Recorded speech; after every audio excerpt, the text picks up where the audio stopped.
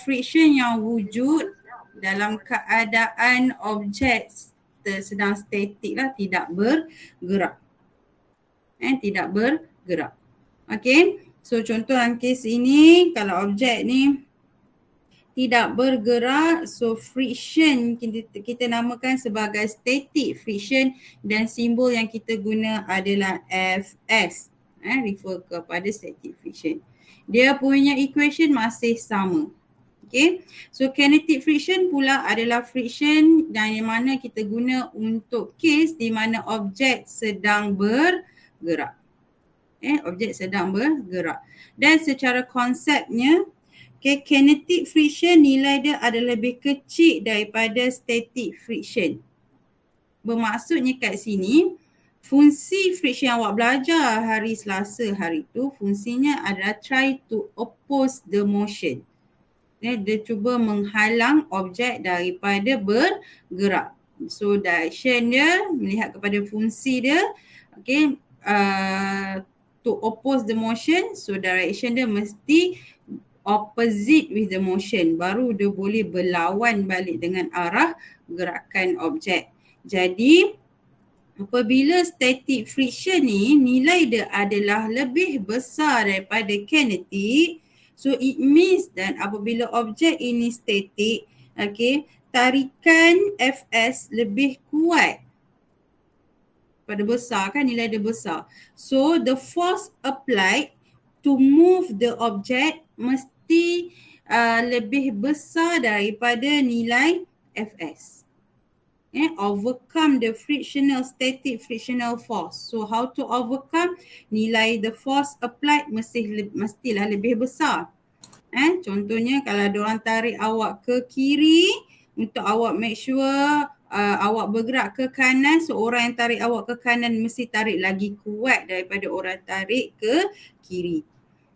So force applied untuk static friction mesti lebih besar daripada static frictional force. Okay. Sama juga untuk kinetic frictions.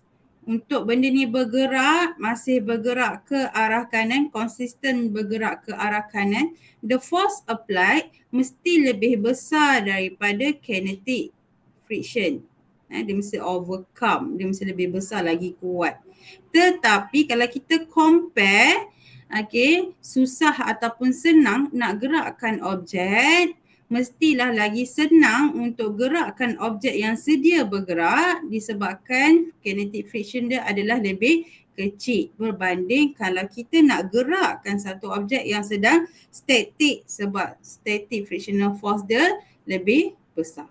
So itu konsep dia. Okay, dia boleh tanya dalam UPS pun boleh tanya. Sebab itu konsep. Okay, so saya pergi kepada Newton's Law. So awak sebenarnya jumpa Newton's Law ni waktu SPM lagi dah. So actually ini adalah revision je sebenarnya untuk awak. Okay, ataupun kali ni awak dengar supaya awak lebih faham what is a Newton's Law. Okay, so Newton's Law ni adalah prinsip yang dikenalkan oleh Profesor Newton. Dia classical physics lah. Teori fizik yang paling lama. Okay. So dia adalah prinsipal yang menceritakan prinsip fizik dalam motion. Dalam pergerakan of the object. Okay. So Newton's Law ada 3. Yang pertama adalah Newton First Law. Saya akan pergi one by one. So Newton First Law. Okay, kalau kita tengok daripada dia punya sentence, apa yang dia propose, apa yang dia bagi tahu. Okay, Newton First Law describe, dia kata object at rest will remain at rest. So ini adalah perkara pertama yang dia sebut. Dia kata, okay, objek yang static akan mematuhi Newton First Law, iaitu objek at rest, dia akan tetap at rest. Dia akan sentiasa static. Dia tak akan bergerak. Okay, so object at rest will remain at rest. Tu konsep yang pertama atau law yang pertama. Kemudian ataupun dia kata continue to move. Madam. Ya. Yeah. Screen Madam tak share. Kejap dia terhilang.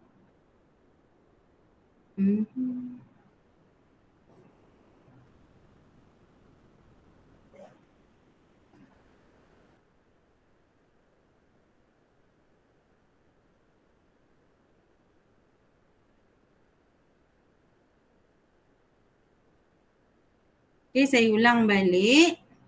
Okay, object at rest will remain at rest. Tu konsep yang pertama. Okay, so objek yang static dia mematuhi Newton first law lah. Dia akan remain at rest. Dia akan sampai bila at rest.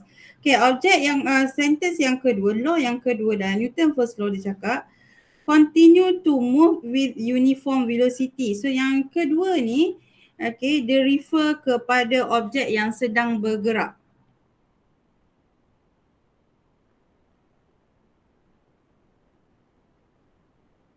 Okay, so Newton first law cakap kalau objek tu sedang bergerak, okay, dia akan terus bergerak dengan uniform velocity. What does it mean by uniform velocity ni? Bahasa saintifik, bahasa kampung dah awak faham dengan uniform velocity kelas.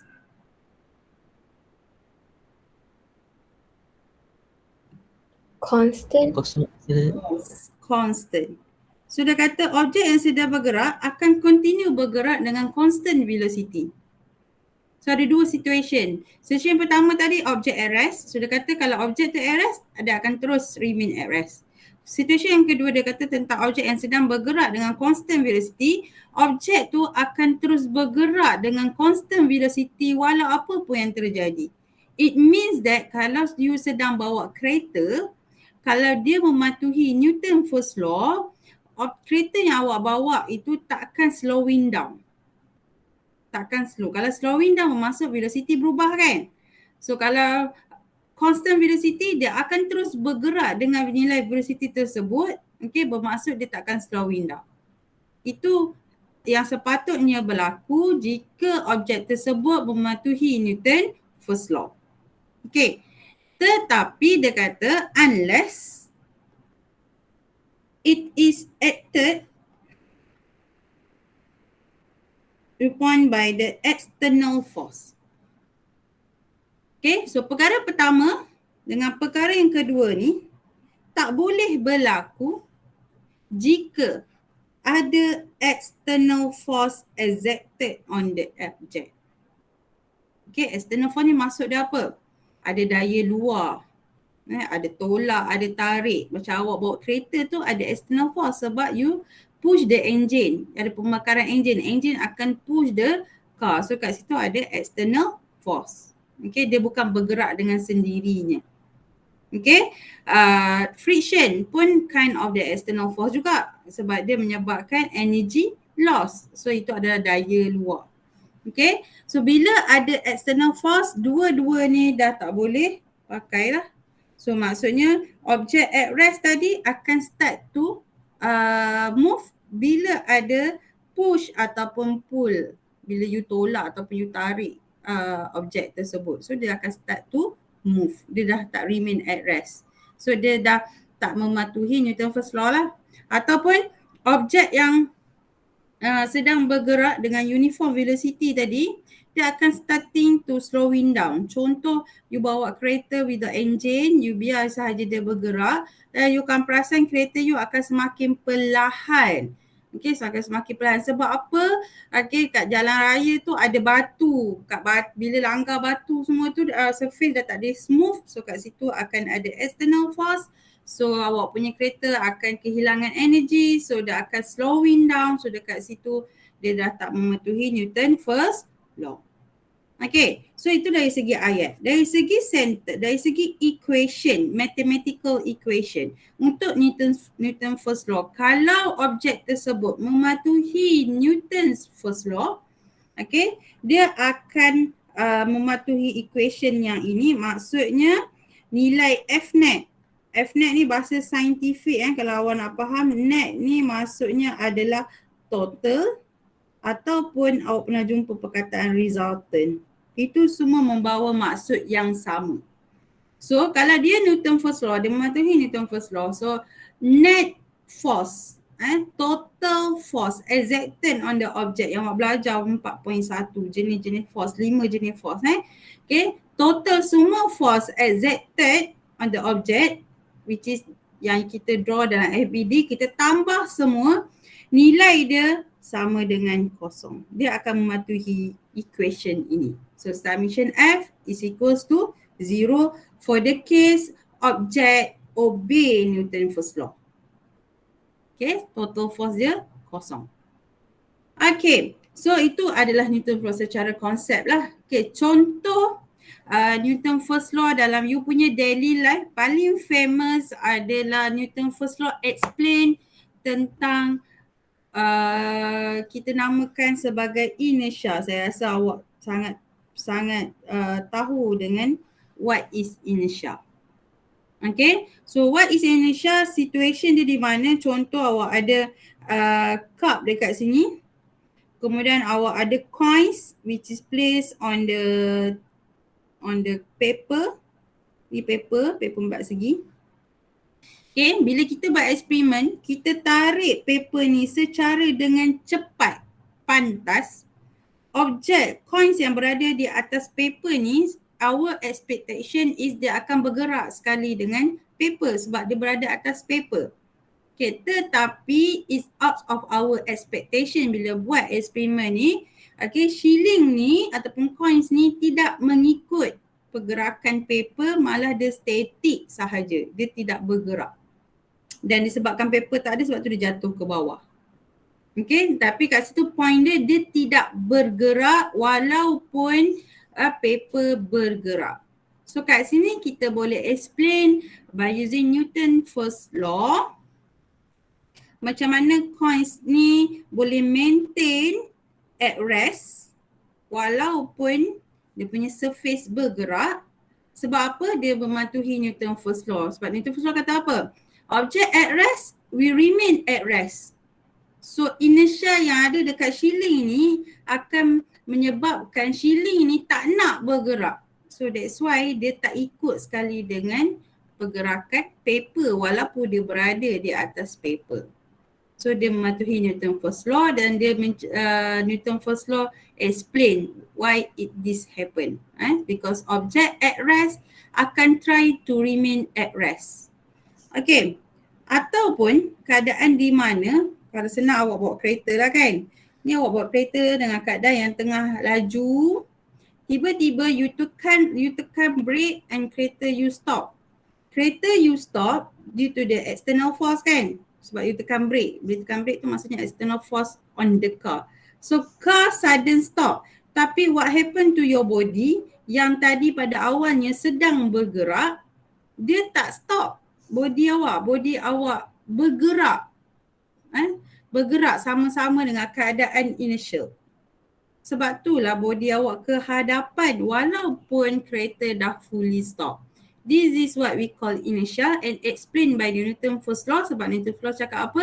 Objek yang sedang bergerak akan try untuk terus bergerak dengan constant velocity.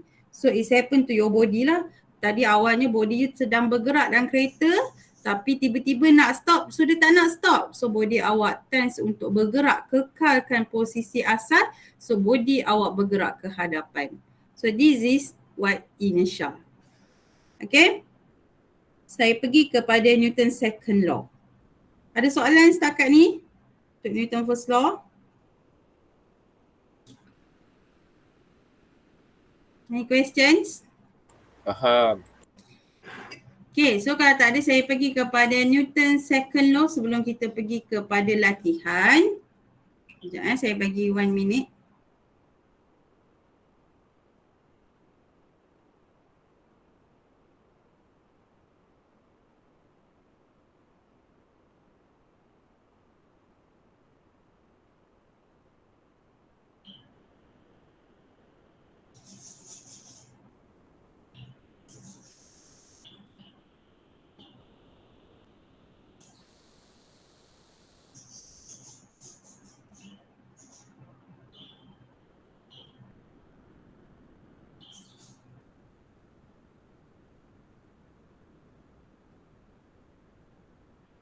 Kejap.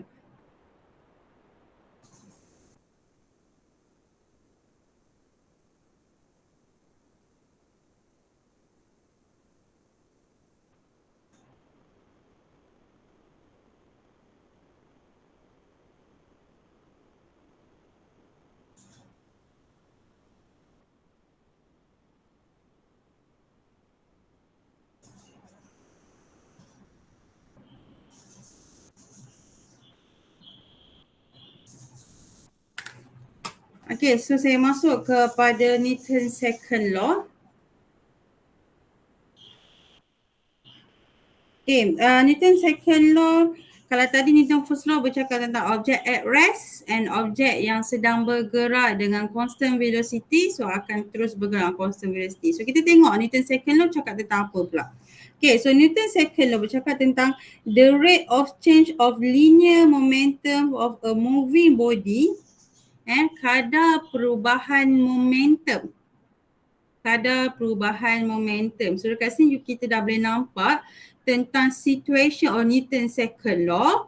Okay, so dia bercakap tentang objek yang mengalami perubahan momentum. Okay,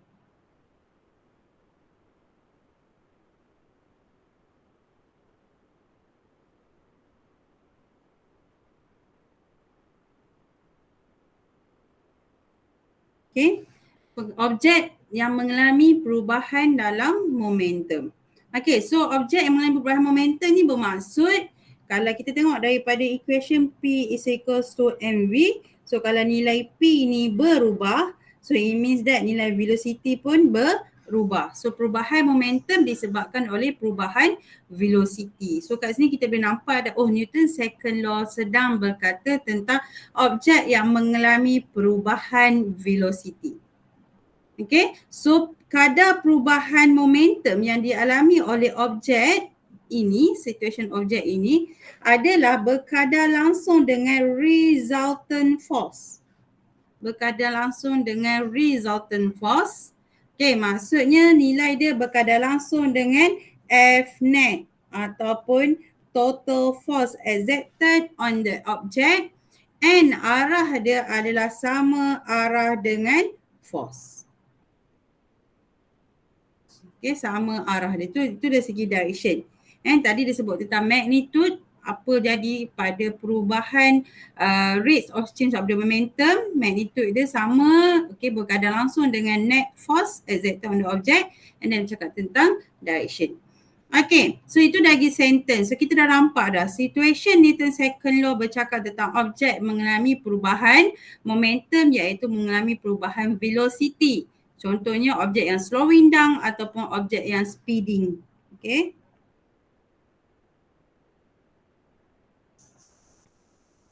Speeding. Okay. Slowing ataupun speeding. So it means that dia akan ada nilai acceleration.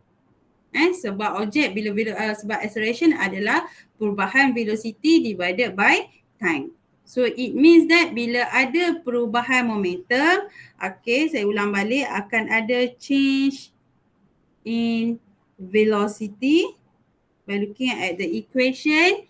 So bila ada perubahan velocity, so it means that akan ada nilai acceleration.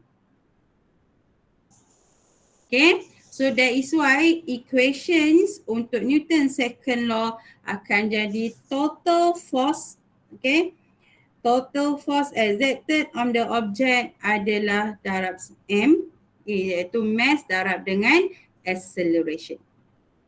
Okay, so itu adalah total force equation untuk Newton's second law. So bila awak kena pasti soalan awak tu adalah soalan situation yang mematuhi Newton's second law, awak boleh terus guna equation yang ini, iaitu net force, okay, exerted on the object, nilai dia sama dengan mass darab dengan acceleration. Okay, so itu adalah Newton's second law. Okay, sebelum saya masuk Newton third law, saya nak pergi kepada latihan dahulu.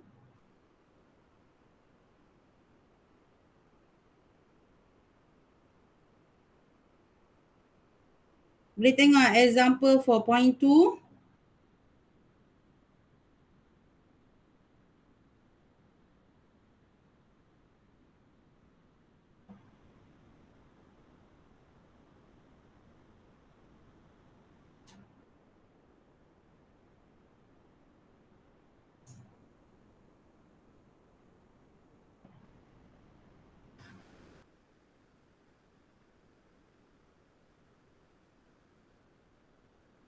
Okay, so this one is the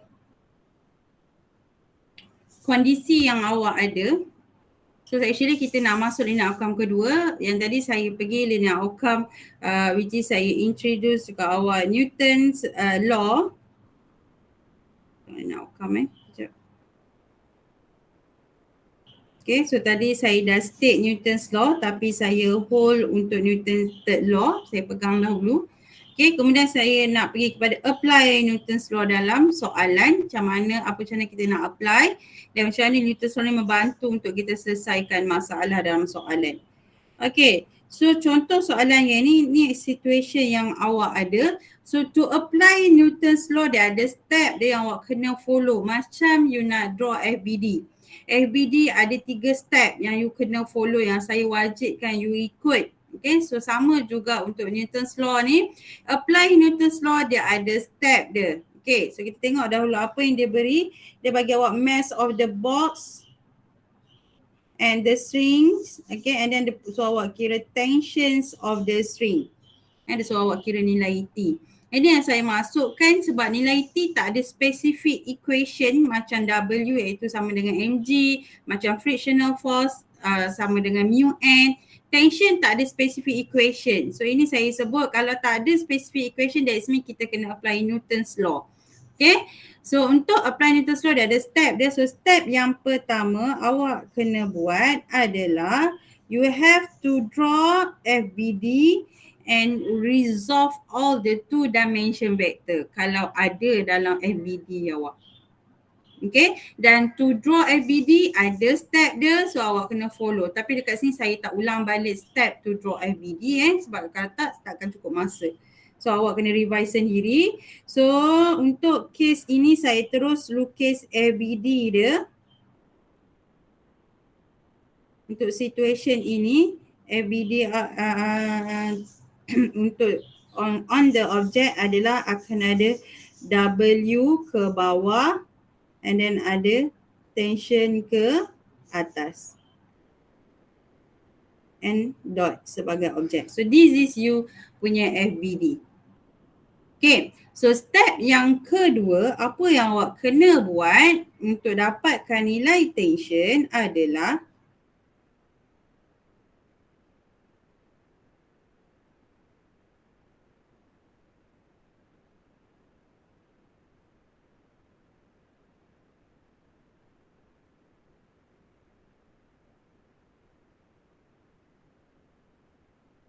okay, draw X and Y. No, bukan draw. Draw table. And fill in the table. Draw and fill in the table. Okay, so table apa yang awak buat? Saya rasa awak masih ingat chapter 1. Bila kita nak selesaikan vektor, kita guna table. Kita nak kira resultant force, kita guna table. So kita akan guna table yang sama. Untuk kali ni, saya harap awak masih ingat.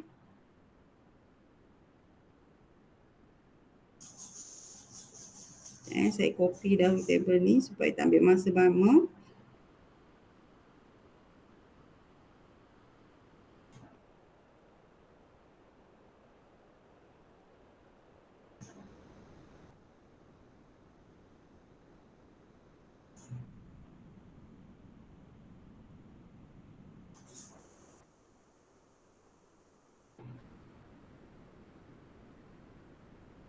Ingat tak masa chapter 1 you buat semua ni, you buat table and how many rows bergantung kepada how many vector yang you ada. So dalam case ni chapter 4 ni spesifik vector awak adalah vector force.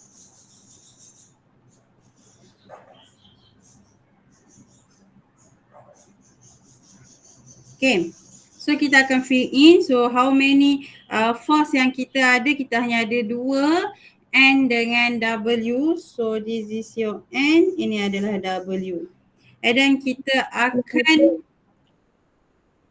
Madam. Ya. Yeah? Tadi soalan hanging box.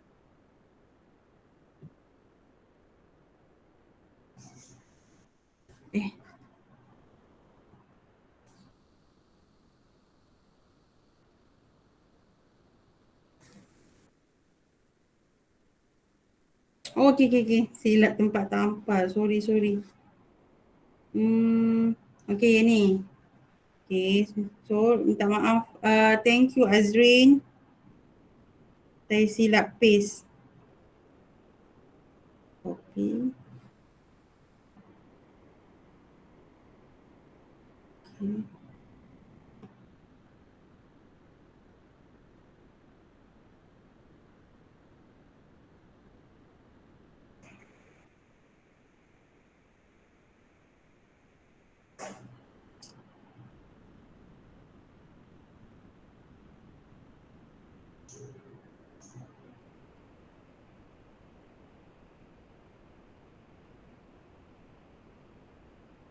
Okay.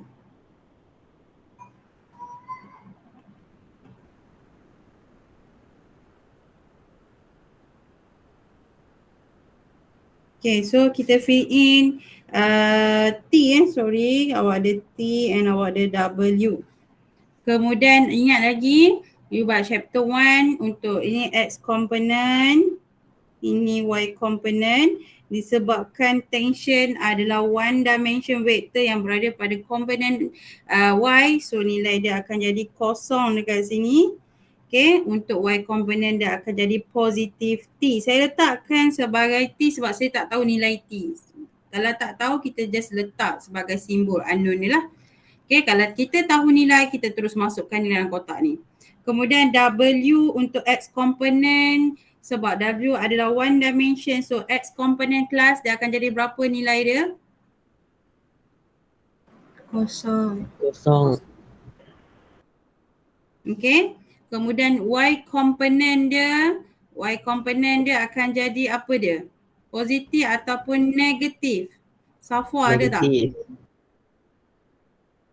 Okay, thank you Dennis. Tolong jawab, dia akan jadi negatif dan equation W awak tahu nilai dia iaitu mg. So masukkan nilai, kira terus. Kalau dah boleh kira, kira terus dalam kotak. So dia akan jadi negatif 12 darab dengan 9.81. So akan dapat negatif berapa? Tolong.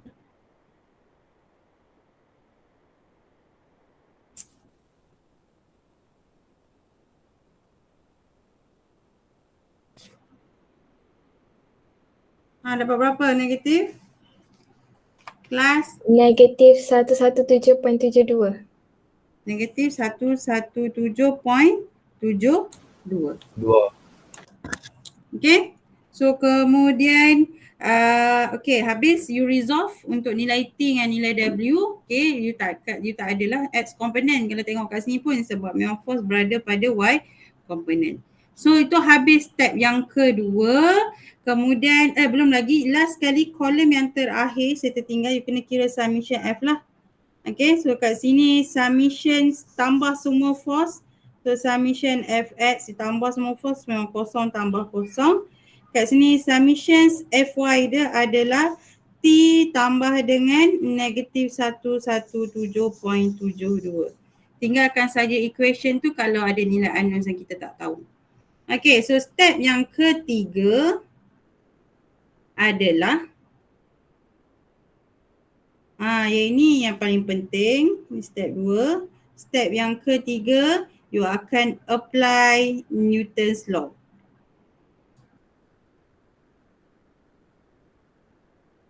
So first decide you nak apply Newton's law yang mana. Awak dah belajar first law dengan second law, and the hint is the object is not moving, the static dia bergantung. So kita akan apply Safwa. Kita akan apply Newton's law yang mana? Safwa Zalia ada tak? Ada madam. Kita apply first. Okay, kenapa awak nak apply yang first? Sebab dia tak ada motion. Okay, sebab objek sedang static. Objek sedang static. Jadi kita akan apply Newton's first law. So bila kita dah decide nak guna Newton first law, kita come up dengan equations. Kalau objek mematuhi Newton first law, so dia akan mematuhi equation dia, iaitu apa dia equation dia? Summations F is equals to 0. Okay. So it means that bila summation F is equal to 0 untuk Newton first law, dia mesti mematuhi summation F is equals to 0. Kita tahu summation F dia mesti kosong, summation Fy dia pun mesti kosong. Okay, so kat sini kita boleh selesaikan. So step yang terakhir bila kita dah decide nak guna Newton's law yang mana, so the step 4, okay, solve the unknowns.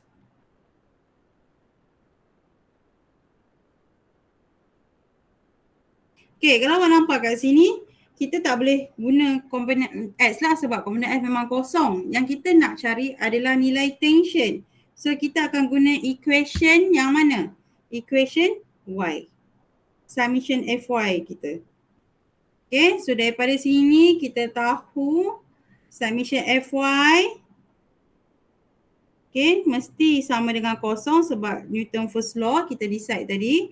So total force tambah semua force on the Y component, so T minus 117.72, okay, is equals to 0. So kat sini awak akan dapat tension bersama dengan 117.72.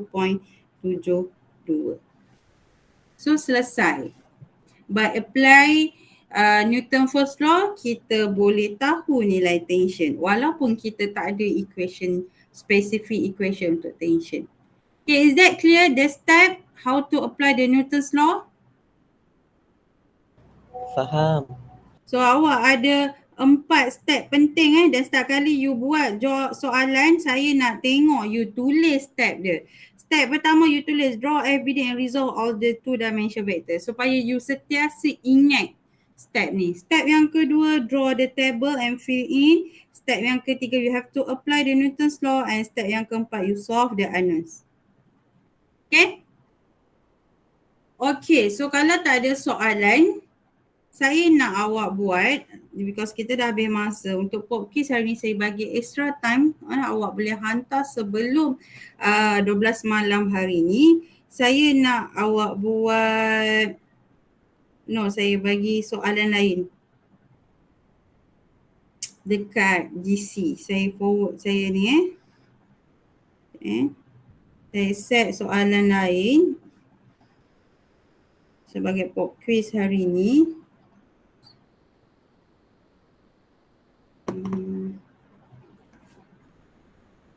Okay. 65.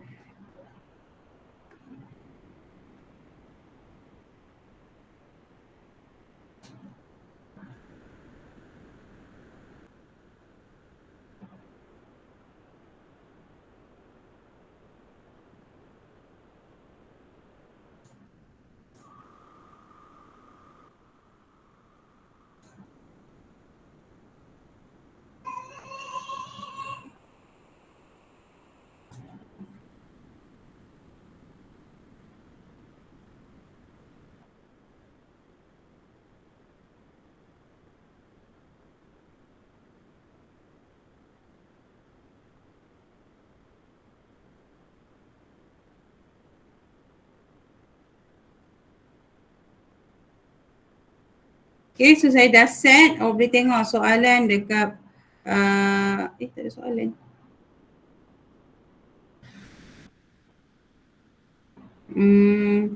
Okay. So saya bagi soalan dekat discussion channel lah. Macam ni.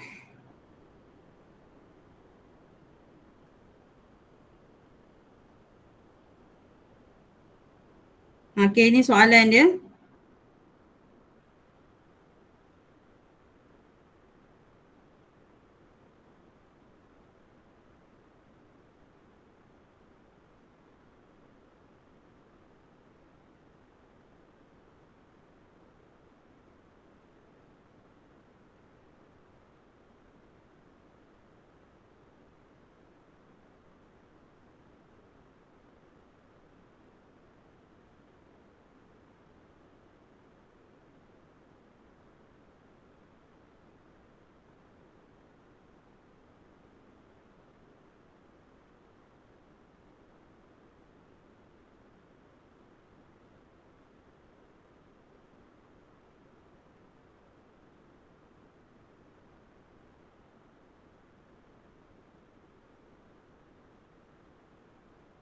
Okay, saya letak kat channel lah. Boleh tengok, anda hantar dekat GC. Okay? Okay, madam. Okay, so thank you class. Assalamualaikum. Waalaikumsalam. Thank you, madam. Yeah. Thank you, madam. Thank you, madam. Thank you, madam. Thank you, Terima madam. kasih, madam. Yeah. Thank you, madam. Thank you, madam. Thank you, madam. Thank you, madam.